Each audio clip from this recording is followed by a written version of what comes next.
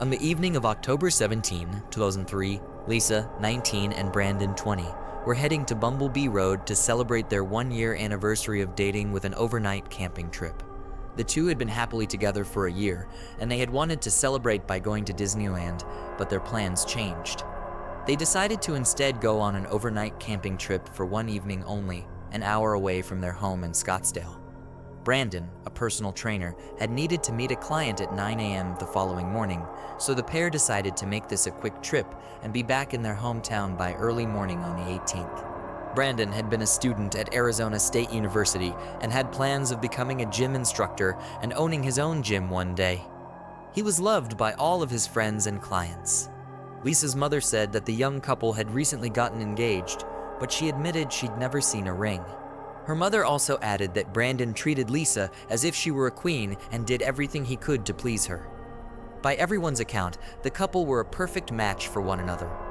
Lisa, whose father had died the same year, had told almost everyone in her life of her plans that evening. Everyone except her uncle, who had become even closer with her since the death of her father. He knew of Bumble Bee Road, and he knew it could be a dangerous place, as he used to hang out there himself. Lisa and Brandon were your average young couple who were deeply in love. They'd been living in Scottsdale, Arizona for quite a while, and neither of them had any enemies that their families knew of. 19-year-old Lisa was a Mesa High School graduate and worked for SRP and often sang in her church's choir. She had dreams of becoming a wedding planner in the future, and according to everyone who knew her, she was a perfectly ordinary young woman.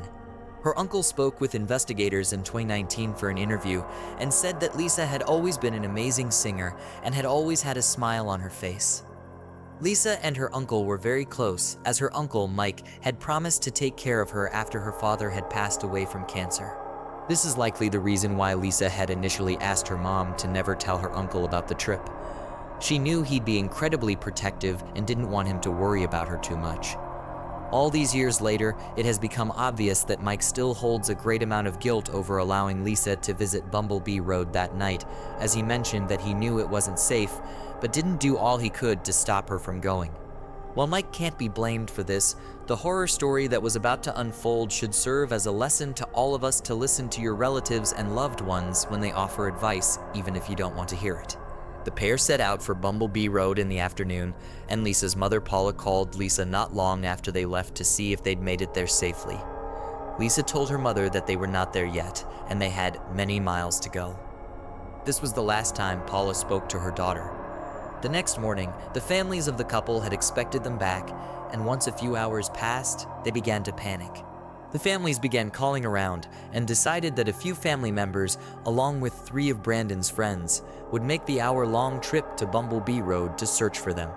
At 3:30 in the afternoon on the 18th of October, the 3 of Brandon's friends came upon Lisa's mother's white Ford F-150, which Lisa borrowed for the trip. Upon walking up to the truck, the trio found both Brandon and Lisa still in their sleeping bags in the bed of the truck. It didn't take long for the friends to realize something was seriously wrong. Both Brandon and Lisa were shot multiple times, murdered in the back of the vehicle. Upon a forensic examination of the bodies, investigators discovered that the couple were shot with a .25 caliber handgun, which was an uncommon weapon for a crime such as this.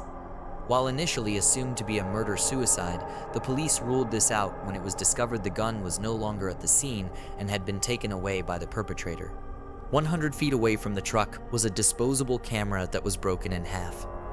Police felt that the camera was broken and tossed in order to render it useless. Despite this attempt, investigators were able to develop several of the photos from the camera, and while almost all of them were of no relevance to the case, the last 3 photos on the camera roll were quite strange and rather mysterious, didn't align with the photos on the reel.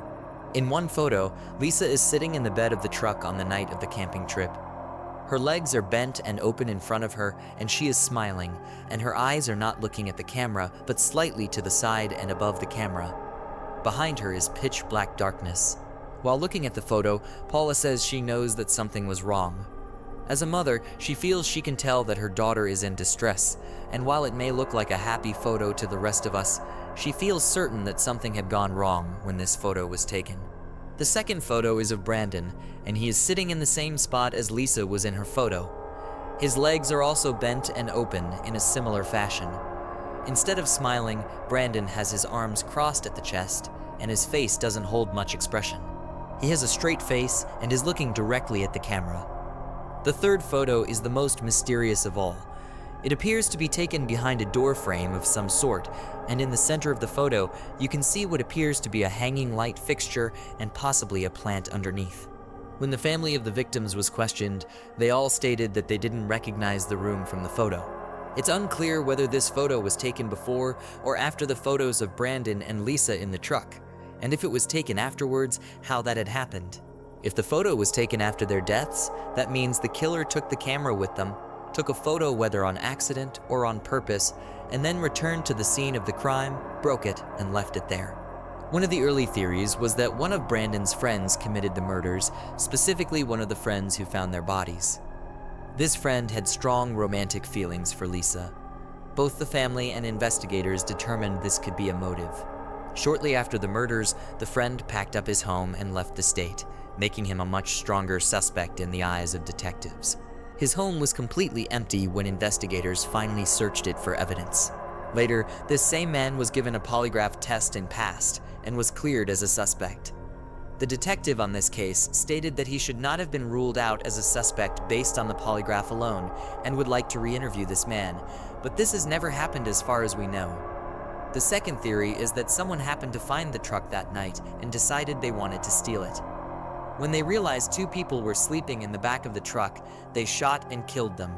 A similar crime happened in Yuma, Arizona 6 months later, where two men were shot and killed and their truck was stolen. In this case, the killer committed suicide and was not able to be questioned on the deaths of Lisa and Brandon. After this lead was followed up on, the case essentially ran cold, and there have been virtually no updates since the discovery of their bodies. The mysterious photos that were found on the abandoned camera have still never been explained. Whose home was the final photo taken in, and how had the camera been returned to the scene of the crime?